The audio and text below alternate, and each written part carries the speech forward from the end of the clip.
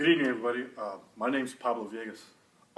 I grew up not but 150 yards from here, right on 41st Street, just across the street from Central Elementary. So I know how these streets are, and I know how tough this could be.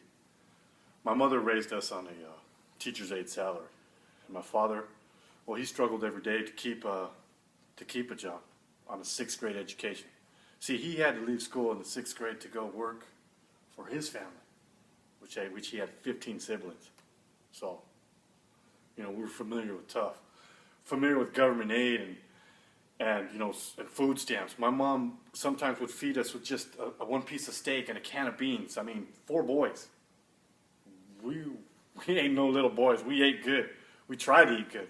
So she did her best. So their struggles became my fire. And one thing they always taught me was, never give up, or always get up, I should say, when you get knocked down. So no matter what challenges life may bring or how tough life is going to be, when you get knocked down, get up. My message is going to be clear today. It's never give up and do work. Quick story.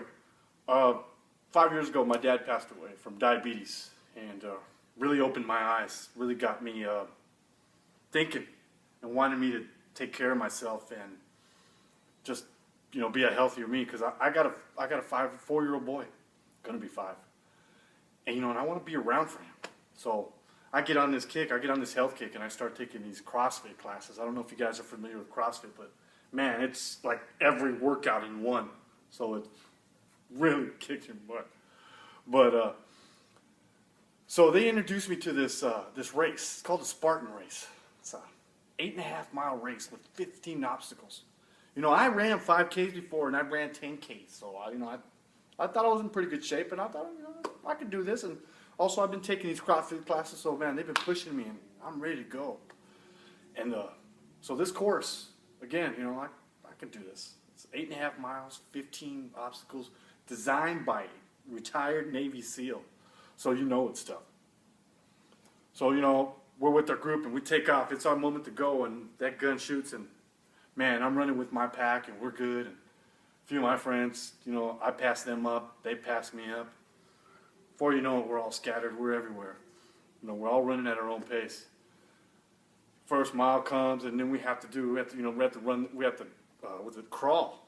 You have to crawl about 100 yards in the mud. Then the next one, you had to run in the mud after mile 2. Then after mile 3, you got all this mud all over you, and now you got to grab these monkey bars, and you got to go about, I think it was 20 yards on the monkey bars, and then climb a rope that's 2 stories high. You got to flip this tire, this tractor tire that was about 150, 200 pounds. Ridiculous. And all that was before even the 4th mile. So I'm beat. And I'm ready to call it quits. They have these little exits out, so that for emergency and medical reasons, when you want to stop these races, you just take the easy way out. And I'm ready to do that. I'm beat. I don't even know where the rest of my group's at, and I'm tired. I'm sweating, and I got no energy left. And then before I know it, there's this guy. He's running right behind me. He's coming. I can hear him breathing. And I look over, and it's about probably 60, 65, maybe even touching 70. But he's jogging, barely sweating. And to top it all off, he's got this vest on. This vest, there's a weighted vest. They weigh about 75, 65 pounds. So he's wearing this, and he's just running right by me. He's trucking. He looks over at me, and he goes, "We're almost there." And I'm like, almost, come on, you got to be kidding me, almost there. We're 4 miles in, and they're kicking my butt with all these obstacles, and I'm done.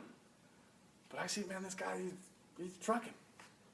And the first thing I think to myself, I'm like, man, if this guy can do it, I can do it. I've worked hard all year long, and I heard about this race, and I trained for it. But man, I wasn't ready for this. So I stayed with him, and he was my pace setter. So he was going, and before you know it, I'm struggling to keep up with this man, but I'm doing everything I can. And I put my nose to the grind, and I started telling myself exactly what he told me. I'm almost there. Before you know it, we're at mile 5, mile 6. And we're almost there. And then I'm like, we could do this. And as I'm going, the terrain just gets tougher, and it gets higher and higher. And we're start running up these mountains. We start climbing these mountains. And this is ridiculous. And at the top of the mountain, they got another obstacle you got to do before you want to go down. So I make it to the top, and we do that obstacle. I don't remember exactly what it was, but man, I remember looking down, and you can see the finish line. It's like about another mile and a half down. But I'm like, yes, it's there. We were almost there. So I kept going, and I kept trucking. And let me tell you, at this finish line, they got it's about 10 yards wide and about 3 feet in depth and about 2 feet high. They got these logs all lined up, big old fire starter logs. And they're all lit on fire, man. You can see the flames. They're up about, like I said, about 2.5 feet. I made it this far, and I'm like, I got to jump over that fire just to get it done. 8.5 miles later, and the last obstacle is to jump over that fire. So through God's will and my hard work and strength, I put everything I can into jumping over that fire. You cross the finish line, you get your medal, you get your water, they gave you a banana man. That was by far the toughest thing I've ever done mentally and physically. And just knowing that I made it this far, that all the work I put into it, and I completed that race, it was the best feeling I ever had. So what I'm trying to tell you today is, it's hard. It's going to take hard work, and you'll get there. See, hard work is going to equal success, and hard work, it may not always get you on top, but what you put into it at the end, the best feeling in the world. Nothing feels better than that when you know you gave everything you got to get where you wanted to get. See, and hard work's going to get you anywhere, but laziness is going to get you nowhere. So if you're happy on where you're at, don't do nothing. Stay there. Go home, play your Xbox, play your PlayStation. Kill your time. But let me tell you something though. The hardest thing you're ever going to do is when you do work, when you do hard work, when nobody's watching. You got teachers, you got mentors, you got counselors that, they map this all out for you. This is what you got to do. But ultimately and collectively, if you don't do that when nobody's watching, you're going to get nowhere. And again, like I said, if you're happy where you're at, stay where you're at. Do nothing. But you guys showed up here today and you sat down, and I commend you for that. That's awesome. You're taking the first steps. Don't be afraid to do that. To take those steps. And then also to make those sacrifices that you got to do to get this hard work done. Because it's going to take sacrifices. It's going to take, giving up that phone. It's going to take, off the Xbox. Get off the computer. If you're not working on it, you don't need to be on it.